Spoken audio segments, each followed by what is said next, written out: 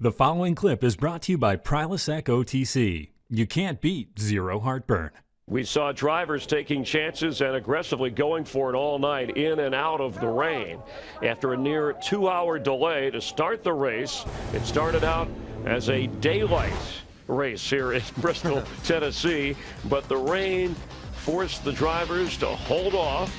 Once they got going, we have the jet dryers out. Lap 52, first caution. Jeff Gordon enters the pits third, comes out 33rd after he ran into David Reagan. Reagan later apologizes. Joey Logano, problems with power steering. He led for 12 laps. Jimmy Johnson, who led for 44 laps, had a tire problem and out of the picture. Went a couple laps down. And with Matt Kenseth leading, here comes the rain once again. 3 hours, 20 minutes.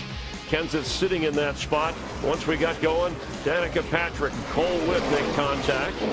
Timmy Hill runs into the back of Kenseth. He was running second at the time, and that's Matt Kenseth's car. He would regain the lead. Kyle Busch would lead at 1 point, but spinning out, trying to avoid hitting the wall. Carl Edwards on the restart, taking the lead. Kevin Harvick, who had the lead earlier but fell back as his car for the second straight week has problems, led for 28 laps, already has a victory and had to survive just getting that car on fire. Off the track and out of the way, Brad Keselowski into the back of Jamie McMurray. Keselowski starting on the front row, led 40 laps earlier in the race. And then with those laps remaining, Edwards into the lead. The caution coming out with 2.5 laps to go. But in the end, Carl Edwards leading the final 78 laps of more than 500 scheduled here in Bristol. And for Carl Edwards now, as he says, it's great to get into the chase. Let's head upstairs to Mike Joy, Larry McReynolds, and Darrell Waltrip for some further clarification on why the caution came out. We know the rain came down. It's still raining here in parts of Bristol, Tennessee. Mike?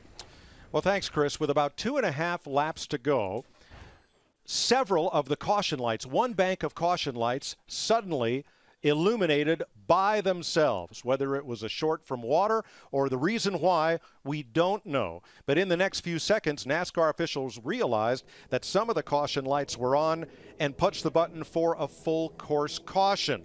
Robin Pemberton, Vice President of Competition, came over, explained this to us. There was a several-second delay between that partial caution and the full course caution that they called for.